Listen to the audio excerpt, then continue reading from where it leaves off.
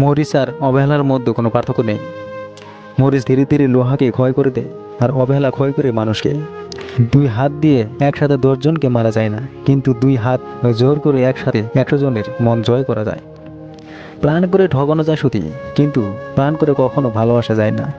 একজন শিক্ষক খুব আন্তরিক একজন শিক্ষক খুব আন্তরিকতার সাথেই পাশের মেয়েটাকে বললেন, মা, তোমার কি বিয়ে হয়েছে? মেয়েটা একটু লজ্জা পেয়ে বলল, জি স্যার, আমার একটা 2 বছরের ছেলে আছে। শিক্ষক চট করে দাঁড়ালেন, খুব হাসি খুশি মুখ নিয়ে বললেন, আমরা আজ এই প্রিয় মানুষেরই নাম জানবো। এই কথা বলেই মেয়েটার দিকে তাকিয়ে বললেন,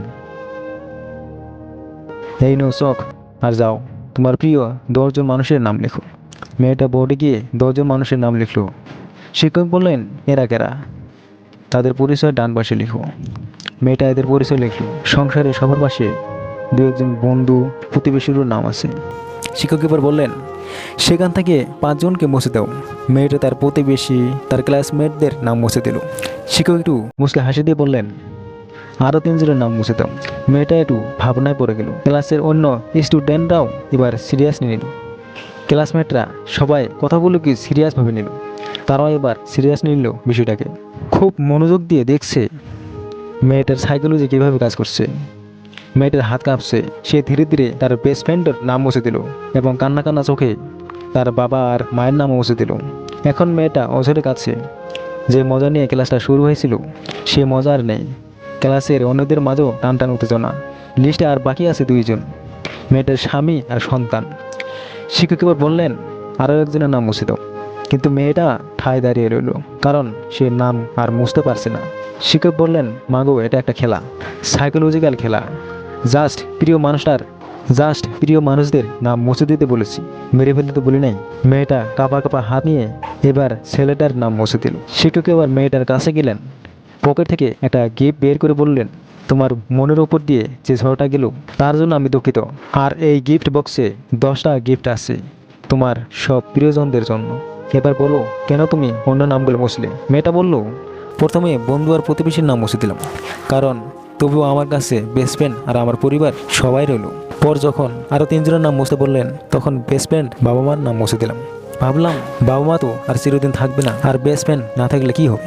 আমার কাছে আমার পুত্র আর তার বাবাই বেস্ট ফ্রেন্ড। কিন্তু সবার শেষে যখন এই 2 জন থেকে 1 জনের নাম মুছতে বললেন, তখন আর সিদ্ধান্ত নিতে পারছিলাম না। পরে ভেবে দেখলাম, ছেলে তো বড় হয়ে একদিন তো আমাকে ছেড়ে চলে যাবে। ছেলে বড় হয়ে আমাকে ছেড়ে চলেও যেতে পারে, কোনো গ্যারান্টি নেই।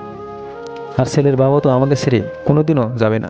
একজনের লেখা পড়ছিলাম, একটা লাইন মাথা থেকে যাচ্ছে না, যারা রবের কাছ থেকে নিতে শিখে গেছে তাদের আর দুনিয়ার কারো কাছ থেকে কিছু নেওয়ার দরকার নেই।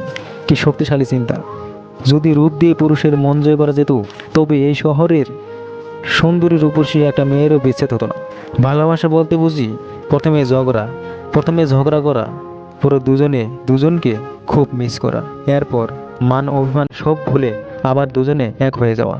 বয়স 15 থেকে 28 বছরে যে ভুলে কপালে দুঃখ আসে, তা হলো সময়ের সঠিক ব্যবহার না করা। মনে রাখবেন, সময় একজন মানুষের জীবনের সব থেকে মূল্যবান সম্পদ। জীবনে সফল হওয়ার একটাই রাস্তা, তা হলো সময়ের মূল্য বোঝা। আপনি যাই করেন না কেন, সময়ের সঠিক ব্যবহার না করলে কোনোদিনই ইহকাল বা পরকালের কোথাও সফল হতে পারবে না। একবার চাকরির ইন্টারভিউতে একজন কোম্পানির বস একটি অদ্ভুত প্রশ্ন করে। সেই প্রশ্ন শুনে প্রায় 200 জন মানুষ চুপ হয়ে যায়। প্রশ্নটা এমন ছিল, মনে করুন এক ঝড়ের দিনে আপনি আপনার গাড়ি ড্রাইভিং করছেন। আপনি একটি বাস স্টপ অতিক্রম করার সময় দেখলেন সেখানে 3 জন লোক দাঁড়িয়ে আছে।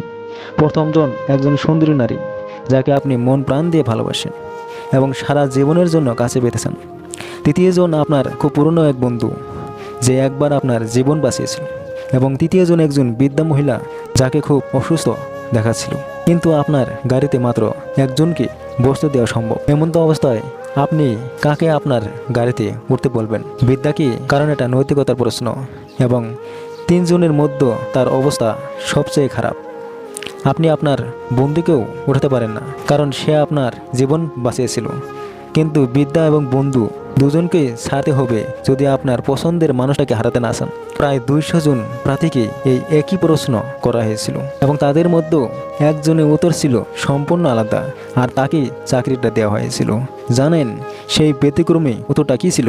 তিনি খুব সহজে বলেছিল, এরকম পরিস্থিতিতে আমি গাড়ি থেকে নেমে চাবিটা পুরনো বন্ধুর হাতে দিয়ে বলতাম বৃদ্ধ মহিলাটাকে হাসপাতালে পৌঁছে দিতে এবং আমার প্রিয় মানুষটির হাত ধরে দাঁড়িয়ে থাকতাম ততক্ষণ না পরবর্তী বাস আসে।